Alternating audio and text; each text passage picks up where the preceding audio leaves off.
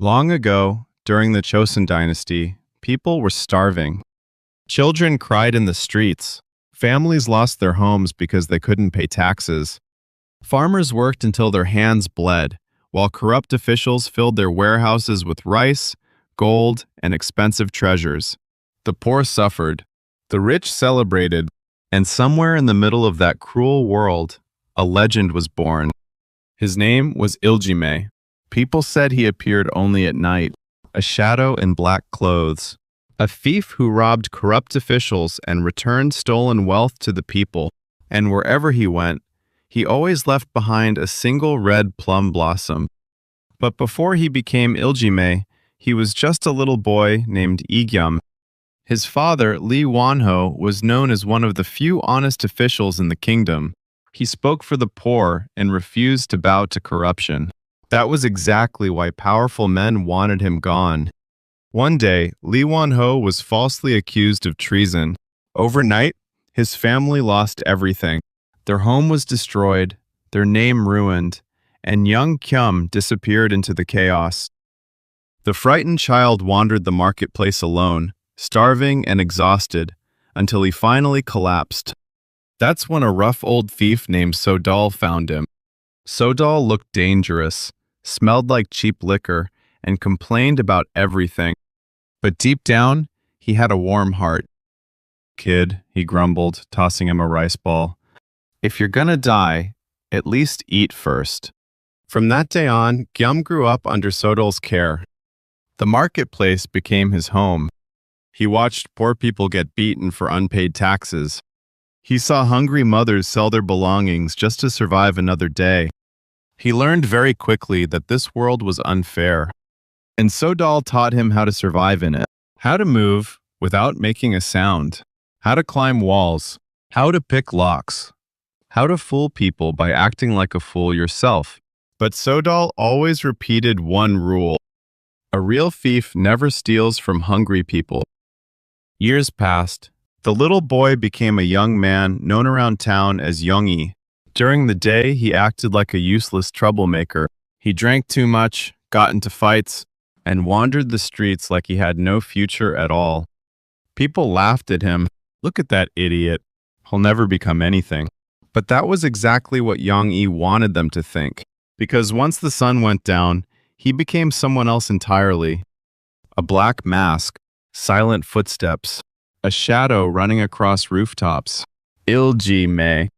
One night, Youngie overheard drunken officers talking inside a tavern.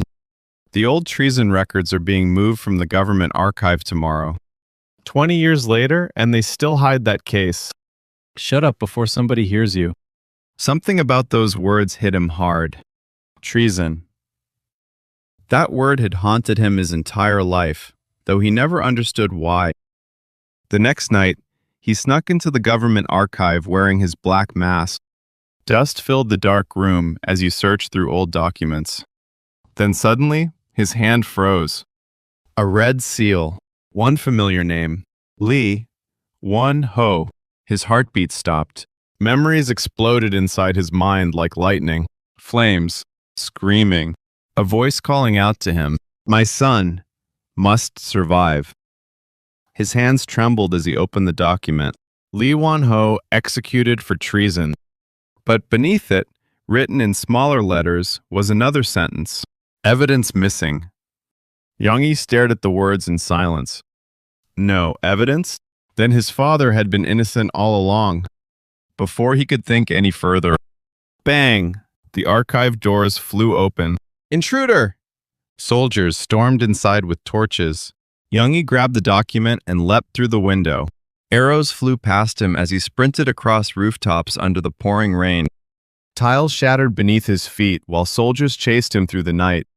But the shadow escaped, and after that night, Iljime changed. He no longer stole for survival. Now he stole for justice.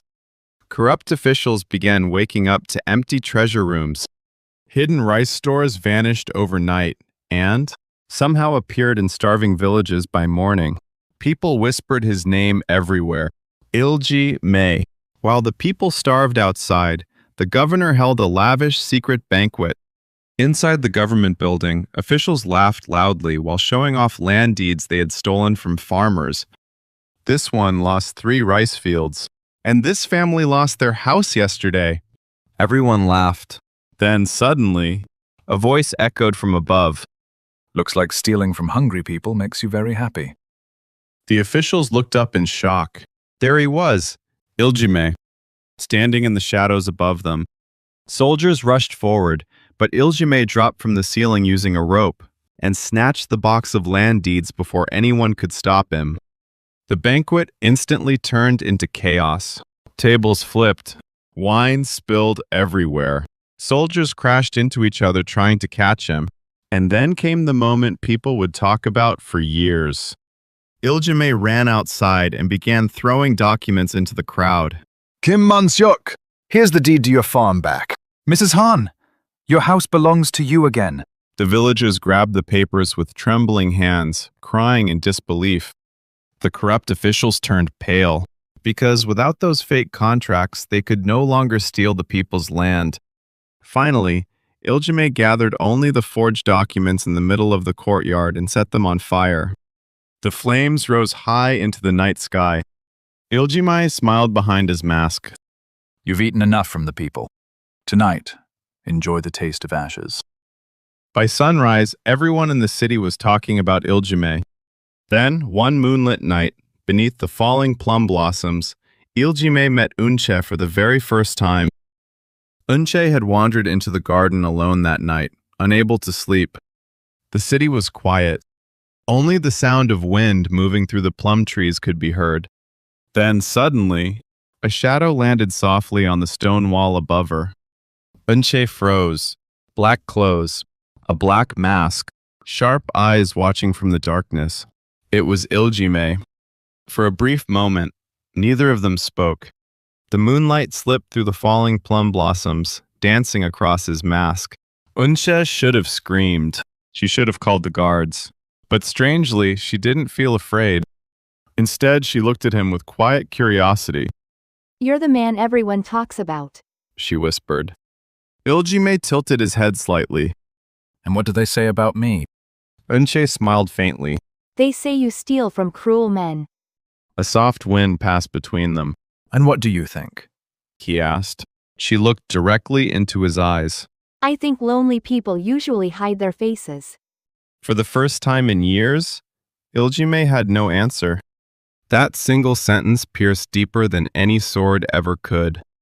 After that night, Unche kept returning to the plum tree garden. And night after night, Iljime appeared. Sometimes he sat quietly on the tree branches above her. Sometimes he brought her small things stolen from corrupt officials, silk ribbons, rare flowers, tiny silver ornaments. And sometimes he simply listened while she spoke. No one had ever spoken to Iljime like she did, not as a legend, not as a thief, not as a ghost in the night, but as a man. One evening, rain began falling softly while they sat beneath the plum blossoms together. Unche laughed quietly.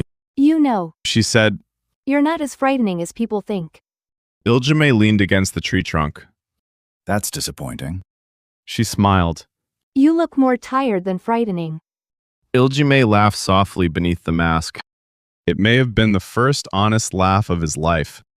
And slowly, without even realizing it, the man who belonged to the darkness began waiting for the night just to see her again. And for a little while, Iljime almost forgot about revenge. Almost.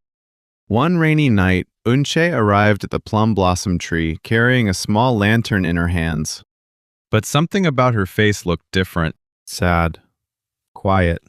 She slowly sat beneath the tree and whispered. My father is hosting another banquet tomorrow. Iljime froze above the branches. The officials have been celebrating a lot lately, She continued bitterly.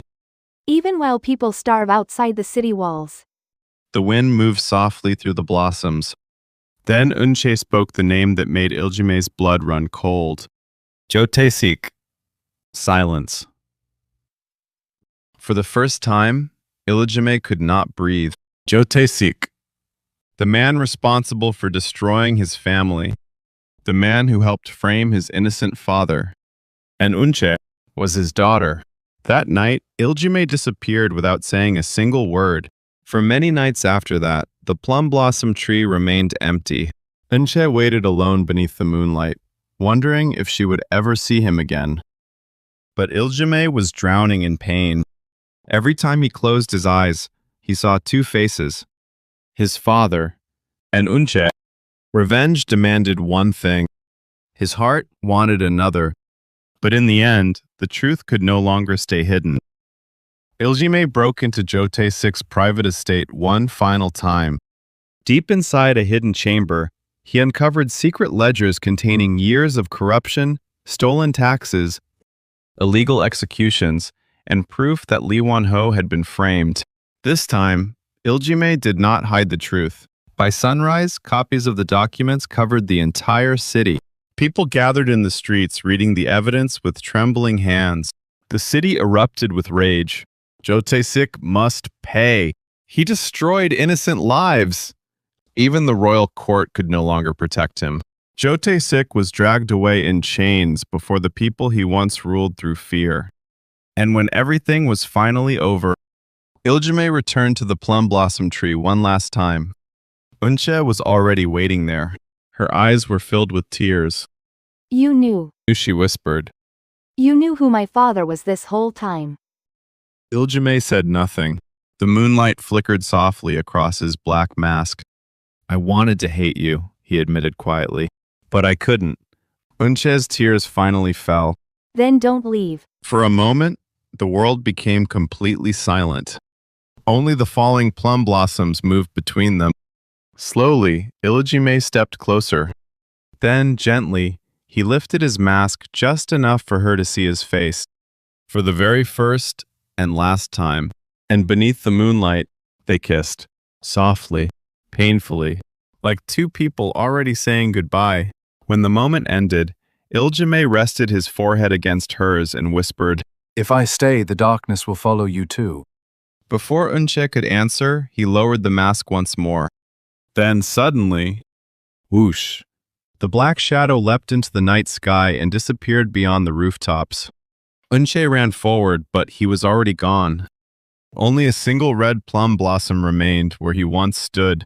Years later, people still whispered stories about the mysterious man in black. Some claimed he still appeared on moonlit nights. Others swore bags of rice appeared outside poor homes whenever famine came.